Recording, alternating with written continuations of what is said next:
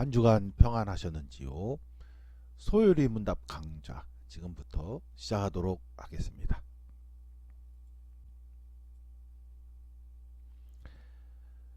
오늘부터 새로운 주제를 함께 공부하게 되었습니다. 인간론이 그 주제입니다.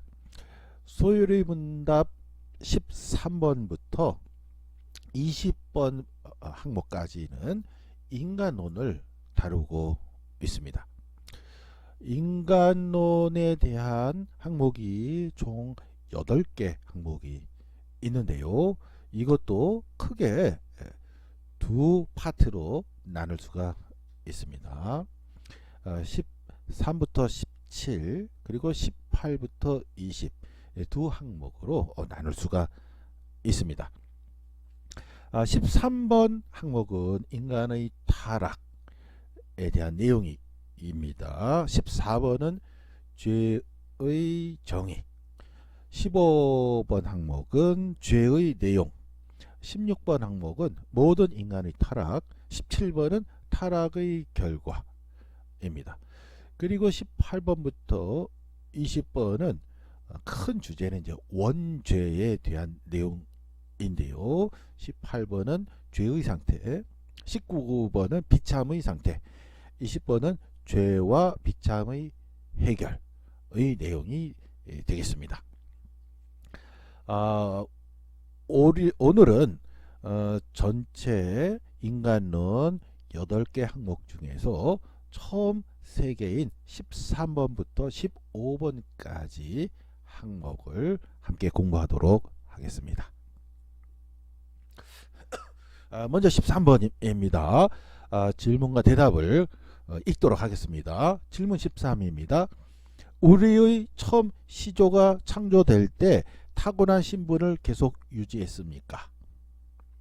영어 원문은 다음과 같습니다. Did our first parents continue in the state wherein they were created? 우리말 번역이 잘 됐다라고 할 수 있습니다. 우리의 처음 시조가 영어는 이제 parent인데요. 시조가 창조될 때 타고난 신분을 계속 유지했습니까? 대답입니다. 우리들의 처음 시조는 자기들 자신의 의지의 자유를 가졌으며 하나님께 죄를 범함으로써 그들의 창조 때 타고난 신분에서 타락했습니다. 영어 원문입니다. Our first parents, being left to the freedom of their own will, fell from the state wherein they were created by sinning against God. 영어 원문이 우리말 번역이 잘 됐다라고 할 수가 있습니다. 13번 대답에서 우리가 확실히 할 수 있는 것도 있지요. 소요리 문답에서는 인간이 의지의 자유를 가진 상태로 창조되었다라고 대답을 하고 있습니다. 의지의 자유. 그러니까 하나님께 순종할 수도 있고 순종하지 않음으로 인해서 죄를 질 수도 있다 하는 거죠. 인간의 자유의지를 인정하고 대답하고 있습니다. 그렇기 때문에 인간이 하나님께 불순종한 그 책임을 하나님께 떠넘길 수가 없습니다. 예를 들어서 아주 흉악한 죄를 저지른 다음에 나는 창세 이전에 이렇게 이런 행동을 하게끔 이미 다 예정이 된 거다. 하나님이 다 예정을 해 놓으셨다. 그래서 나는 그것에 따라서 어쩔 수 없이 이런 흉악한 범죄를 저지를 수밖에 없었다 라고 할 수가 없다는 거죠. 소요리 문답에 따르면은 분명히 언급하고 있죠. 자기들 자신의 의지의 자유를 가졌었다 라고 언급하고 있습니다. 14번입니다. 죄가 무엇입니까? What is sin? 대답은 다음과 같습니다. 죄는 하나님의 법을 순종함에 부족한 것이나 그것을 범하는 것입니다. Sin Sin is any want of conformity unto or transgression of the law of God. 우리말로도 번역이 잘 됐습니다. 여기서 want라는 것은 무엇을 원하다 할 때 이제 want 쓰죠. 그런데 여기서는 부족함을 나타내는 의미라고 할 수가 있습니다. 죄가 무엇입니까? 하나님의 법을 순종함에 있어서 하기는 하는데 부족한 것, 또는 아예 하나님의 법을 범하는 것이 죄다라고 정의하고 있습니다. 15번입니다. 우리의 처음 시조가 창조함을 받았을 때의 타고난 신분에서 타락한 원인이 되는 죄가 무엇입니까? What was the sin whereby our first parents fell from the state wherein they were created? 대답입니다. 우리의 처음 시조가 그들의 창조함을 받았을 때의 타고난 신분에서 타락된 원인이 되는 죄는 그들이 그 금지된 열매를 먹은 일입니다. The sin whereby our first parents fell from the state wherein they were created was their eating the forbidden fruit. 우리말 번역이 잘 됐다라고 할 수가 있겠습니다. 네, 그러면 오늘부터는 새로운 주제인 인간론에 대해서 좀 깊이 있게 생각해 보도록 하겠습니다. 우리 소일의 문답에서 그 내용을 다루고는 있습니다. 그렇지만 소일의 문답으로부터 충분한 내용을 우리가 공부할 수는 없습니다. 소일의 문답 강의 처음 시작할 때 소일의 문답의 역사적 배경에서 설명을 드렸듯이 소일의 문답은 어린이용으로 제작된 간결한 내용입니다. 전체 분량이 몇 페이지 되지 않는 그런 내용입니다. 목회자용으로서 또 성인들용으로서 대요리 문답, 또 소일이 웨스트민스터 신앙고백 있지요. 그런데 그 내용이라고 하더라도 설명이 충분히 있지는 않습니다. 결국에는 기독교 조직신학 전체 내용으로부터 우리가 공부를 해야 균형 잡힌 공부가 된다라고 할 수가 있겠습니다. 너무나 적은 분량, 너무나 적은 문장들만 가지고서 공부하는 것은 오히려 더 어렵고 더 난해하게 될 수가 있습니다. 이 기회에 우리도 시간이 충분치는 않습니다. 한 주에 30분 정도밖에 안 되니까요. 그러나 이 시간을 최대한 잘 활용을 해서 그 어렵다고 하는 조직신학의 내용을 소화를 해서 핵심되는 내용 위주로 우리가 공부한다면은 1년이 지났을 때에 우리가 상당한 수준의 진전을 이룰 것으로 생각을 합니다. 기독교 조직신학에는 12가지 주제가 있다라고 우리가 살펴봤죠. 그 중에 하나인 인간론이 되겠습니다. 12가지 주제 중에 6번째 주제가 되겠습니다. 자, 인간론, 조직신학에서 인간론을 펼쳐보면은 총 9개 챕터가 있습니다. 인간론이라는 영역 안에 또 9개의 주제가 있다 하는 것이죠. 그 중에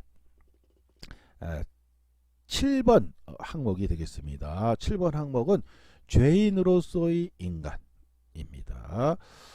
그러니까 인간론 주제 안에 총 9개 주제가 있는데 그 중에 7번과 8번이 죄에 대한 것이거든요. 죄론이 되겠습니다.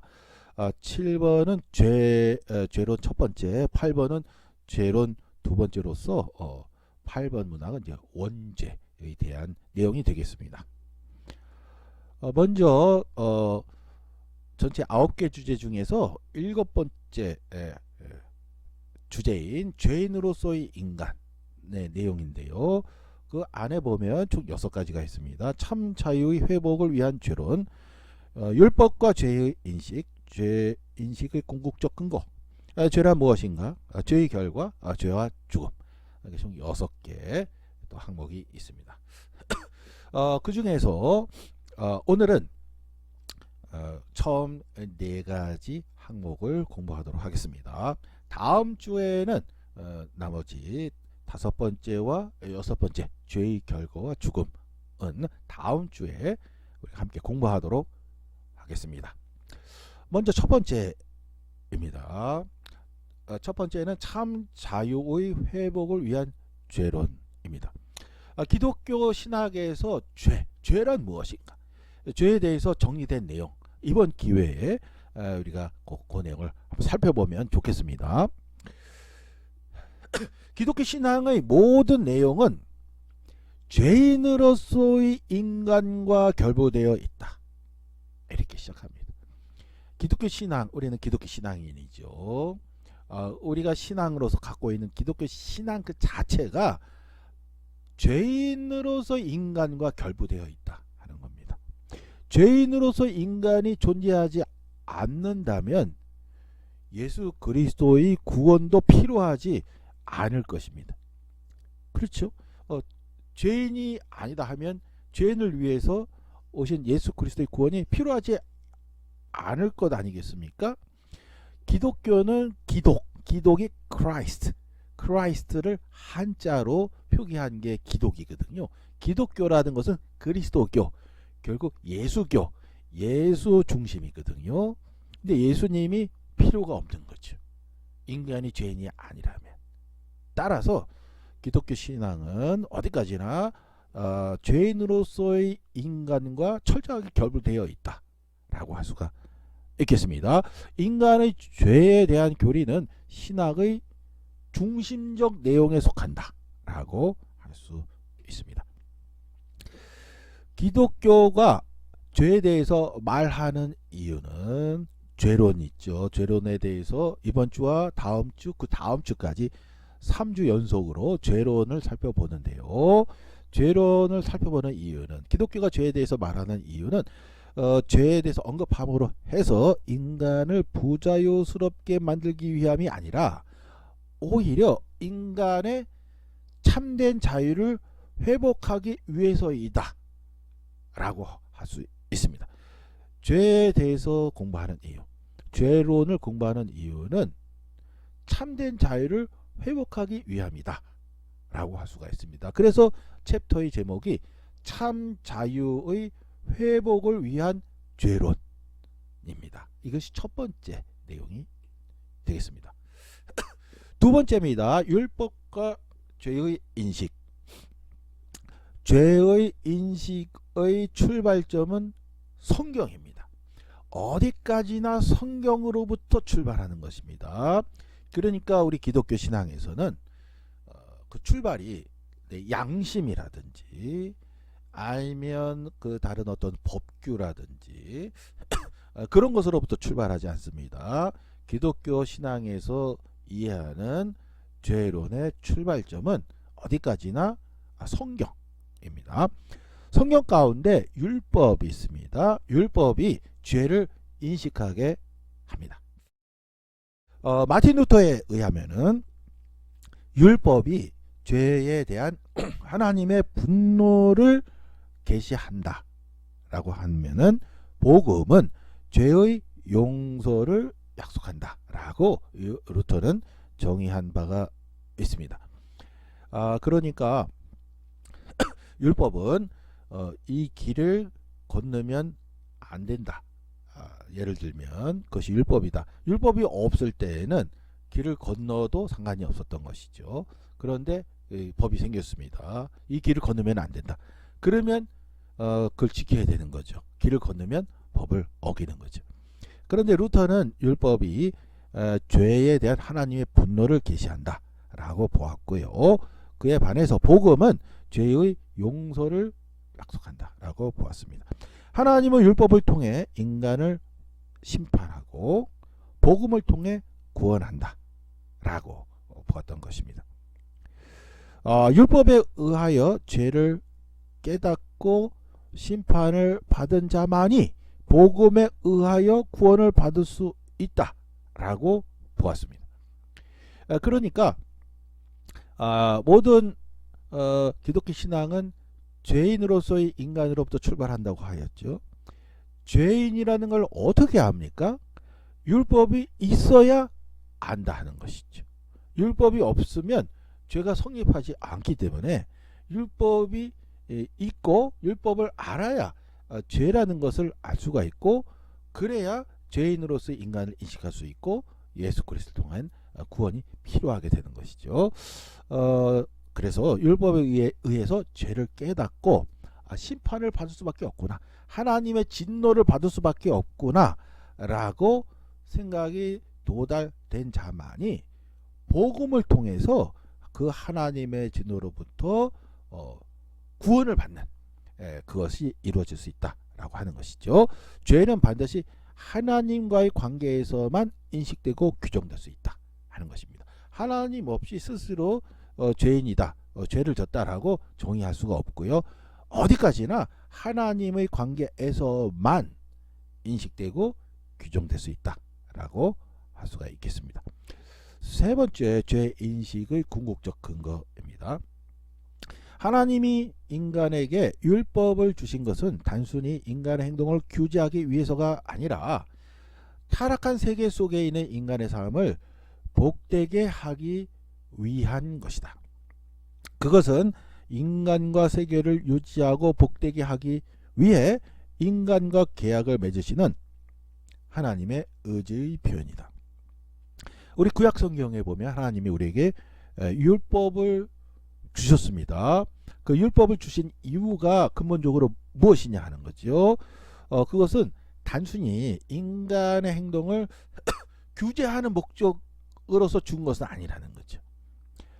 목적 자체는 타락한 세계 속에 있는 인간의 삶을 복되게 하시려고 애초에 주셨다는 겁니다. 달리 말하면은 율법은 피조물에 대한 하나님의 사랑의 표현이다. 하나님은 우리를 사랑하시고 우리의 행복한 삶을 원하시기 때문에 율법을 주셨다라고 할 수가 있습니다. 예를 하나 들겠습니다. 살인하지 말라. 율법이죠. 우리 십계명이죠. 십계명에 있지 않습니까? 여섯 번째 계명이죠. 살인하지 말라. 자, 이 살인하지 말라라는 율법을 주신 이유는 살인하지 말라라는 율법을 줌으로 해서 단순히 인간들의 행동을 제약하려고 하는 목적으로서 살인하지 말라 하고 주신 것이 아니라 다른 사람의 삶을 해치지 말라, 좋은 관계에서 평화롭게 살아가라 하는 그러한 것을 바라는 하나님의 은혜로운 의지의 표현이다 라고 우리가 이해할 수 있는 것이죠. 애초에 율법을 주셨는데 그 주신 그 애초에 그 의도를 보았을 때 서로 해치지 말고 존중하며 평화롭게 좋은 관계에서 살아라 하는 내용들인 것이죠. 율법의 내용 하나하나가 그랬던 것이죠. 그렇습니다. 자, 이런 맥락에서 볼 때 결국 예수 그리스도는 율법의 완성이라고 할 수 있습니다. 그러니까 율법을 애초에 하나님이 주신 그 의도를 궁극적으로 완성한 분이 바로 예수 그리스도라고 할 수가 있습니다. 예수 그리스도는 우리 인간을 사이에 서로 사랑하라, 서로 용납하고 용서하며 사랑하라 하는 그런 말씀을 주셨을 뿐만이 아니라 하나님과 우리 인간이 화해해서 평화롭게 평화를 이루면서 살아갈 수 있게끔 궁극적으로 하신 분이 예수님이거든요. 그러니까 처음에 하나님이 우리 인간에게 율법을 주셨을 때에 그 율법의 의도를 궁극적으로 실현한 분이 결국에는 예수님이다 라고 할 수 있는 거죠. 따라서 예수 그리스도는 율법의 완성이다 라고 할 수 있습니다. 하나님의 아들로서의 예수 그리스도는 모든 피조물에게 행복한 삶을 원하시고 그들을 구원하고자 하시는 하나님의 은혜로운 의지를 계시하였다 라고 할 수가 있겠습니다. 이와 동시에 예수 그리스도는 하나님을 거역하는 인간의 죄의 깊이와 이 죄에 대한 하나님의 분노와 심판을 계시한다 라고 할 수가 있습니다. 예수 그리스도 안에서 모든 인간이 사랑으로 하나 되고요. 하나님과 우리 인간이 하나가 되게 되었습니다. 그런데 예수 그리스도를 받아들이지 않는 사람들, 예수 그리스도를 거부하는 사람들은 어떻게 됩니까? 율법을 통해서 하나님의 진노가 표현됐다라고 하였는데요. 그것이 그대로 적용이 되는 거죠. 그러니까 하나님을 거역하는 인간에게는 하나님의 분노가 임할 수밖에 없는데, 예수 그리스도를 거역하는 것이, 받아들이지 않는 것이 결국 하나님의 분노를 받을 수밖에 없는, 심판을 받을 수밖에 없는 그런 선택이 될 수밖에 없다는 것이죠. 결국 예수 그리스도는 인간의 죄가 무엇인가 하는 것을 밝히 보여주는 거울이라고 할 수가 있겠습니다. 죄인으로서의 인간은 예수 그리스도 앞에 섰을 때 거울 앞에 서는 거다라고 할 수가 있습니다. 예수 그리스도는 거울 앞에 섰을 때 죄인으로서의 인간이 보일 수밖에 없는 거죠. 그대로 보이는 거죠. 그런 상황에서 예수 그리스도를 나의 구주로 영접하고 예수 그리스도 통하여 나에게 주어진 하나님의 구원의 초대에 응답하면, 그러면 예수 그리스도 안에서 율법의 궁극적 완성, 하나님과 하나 되고 우리 이웃과 하나 되는 이제 궁극적인 하나가 되는 그런 구원을 얻은 복된 그런 구원을 얻을 수가 있습니다. 그러나 예수 그리스도를 거부했을 때 그것은 하나님의 구원의 주대를 거부하는 것이죠. 그랬을 때는 하나님의 분노와 심판을 받을 수밖에 없다라고 하겠습니다. 네 번째입니다. 죄란 무엇인가? 죄는 한마디로 하나님에 대한 인간의 교만이다 라고 정의할 수가 있습니다. 창세기 3장 5절입니다. 너희가 그것을 먹는 날에는 너희 눈이 밝아져 하나님과 같이 되어 선악을 알 줄 하나님이 아심이니라. 기독교 신학에서는 죄의 정의가 분명합니다. 하나님에 대한 인간의 교만, 하나님같이 되려고 하는 것, 하나님 중심의 삶을 살지 않고 인간 중심의 삶을 사는 것이 죄입니다. 동산 한가운데에 선악과 생명나무와 그 선악과 심어놓고 열매를 따먹지 말라고 하였죠. 그것은 하나님 중심의 삶을 살아야 한다 하는 그런 의미인 것이죠. 그런데 인간이 선악과를 따먹으려 해서 범죄하게 되었죠. 하나님 중심의 삶을 무시한 거죠. 그런데 거기서 뱀이 한 말입니다. 하나님같이 될 것이다 라고 말을 했거든요. 결국 죄는 인간에 대한 하나님에 대한 인간의 교만이다 라고 정의할 수가 있겠습니다. 하나님과 같이 되고자 하는 이것이 인간의 가장 근원적인 죄라고 하겠습니다. 인간의 교만은 본래 하나님이 있어야 할 그 자리에 인간이 자기 자신을 세웁니다. 그 결과 인간은 하나님과의 관계를 거부하고 단절된 채 살아가게 되었습니다. 하나님이 필요 없는 삶을 사는 것이죠. 하나님 중심이 아니라 자기 자신 중심의 삶을 사는 거기 때문에 하나님과의 관계가 단절되는 것이죠. 죄에 대해서는 다음 주에 5번 항목과 6번 항목 이어서 계속해서 더 살펴보도록 하겠습니다. 오늘은 죄란 무엇인가 안에 있는 내용 중에 죄의 구분 도표가 되겠습니다. 기독교 신학에서 전통적으로 다음과 같이 정리되었는데요. 그 내용에 대해서 간략하게 소개만 하도록 하겠습니다. 죄는 크게 기독교 신학에서 이제 두 가지로 구분이 됩니다. 첫 번째는 페카툼 오리지날레 죄라고 해서 원죄가 되겠습니다. 오리지널. 원죄에 대해서는 다음 주에 함께 공부하도록 하겠습니다. 페카툼 오리지날레 말고 페카타 악투알리아라는 것이 있습니다. 이것은 자범죄라고 번역할 수가 있겠습니다.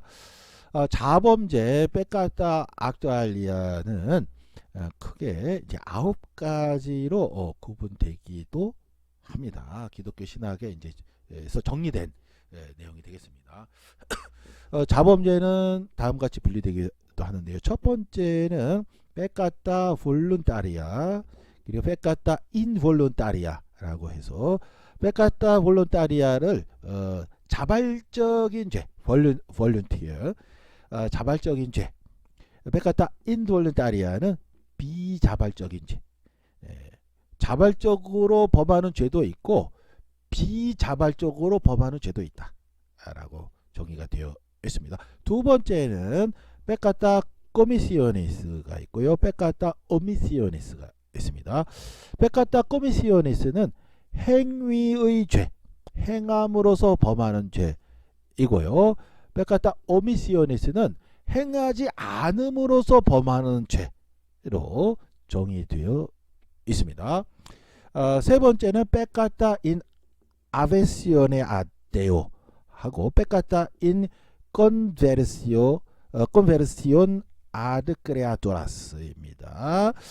페카타 인 아베르시오네 아데오는 하나님을 버리는 죄라고 할 수가 있고요. 페카타 인 컨베르시오네 아드 크레아토라스는 피조물을 향하는 죄라고 하겠습니다. 하나님께 향하는 죄도 있고 피조물을 향하는 죄. 우리 인간 사이에서도 범죄하죠. 거짓말을 한다든지 또 도둑질을 한다든지 인간 사이에 대한 죄도 규정이 되어 있습니다. 우리 소유리 문답의 10계명 나중에 우리가 자세히 공부하겠습니다만은 1번부터 3번은 하나님과의 관계고요. 5번부터 6번, 7번은 우리 인간과의 관계거든요. 10계명에 대한 이제 자세한 구조적 분석 및 공부는 추후에 우리가 하도록 하겠습니다. 아무튼 하나님께 대한 죄 또 피조물에 대한 죄가 정의되어 있습니다. 네 번째는 페카타 인테리오라 내적인 죄, 페카타 엑스테리오라 외적인 죄 이렇게 정의할 수가 있습니다. 그 다음에 다섯 번째 구분에 따른 페카타 꼬르디스 이것은 마음의 죄입니다. 꼬르디스 이제 꾀허 하면은 프랑스어로 이제 마음 심장을 꾀허라고 하거든요. 꼬르디스 마음의 죄. 페카타 오리스 이것은 입의 죄 말함으로써 범하는 죄. 페카타 오페리스 행함의 죄 행적의 죄. 그러니까 마음으로도 죄를 질 수 있고 말로서 죄를 질 수 있고 또 행함으로써 죄를 질 수 있다 하는 내용이 되겠습니다. 여섯 번째 페카타 콘트라데움 하나님을 거역하는 죄. 페카타 콘트라 오미네스 인간을 거역하는 죄. 이거는 3번하고 좀 비슷한데 약간 뉘앙스가 다릅니다. 아무튼 이제 하나님을 거역하는 죄, 또 사람을 거역하는 죄 이렇게 6번이 되어 있습니다. 7번 항목은 페카타 까르니스, 페카타 스피리투스. 까르니스는 이제 육체, 까르니 이제 육체거든요. 육의 죄, 스피리투스 영적인 죄 이렇게 구분을 할 수가 있습니다. 8번에 페카타 오큘타는 숨겨진 죄이고요. 페카타 마니페스타는 드러난 죄입니다. 그래서 드러난 것도 죄지만 드러나지 않은 숨겨진 것도 죄로 규정하고 있습니다. 아홉 번째는 페카타 베니알리아, 그 다음 페카타 모르탈리아가 있는데 페카타 베니알리아는 용서될 수 있는 죄, 그리고 페카타 모르탈리아는 용서될 수 없는 죄입니다. 용서될 수 없는 죄에 대해서는 우리 성경에도 나와 있죠. 네, 이렇게 해서 오늘 소요리 문답 공부하였습니다. 오늘의 주제는 그 죄론 가운데 첫 번째 내용입니다. 다음 주에 그 내용을 이어서 계속해서 살펴보도록 하겠습니다. 이번 주 공부는 여기서 마치겠습니다. 수고 많으셨습니다.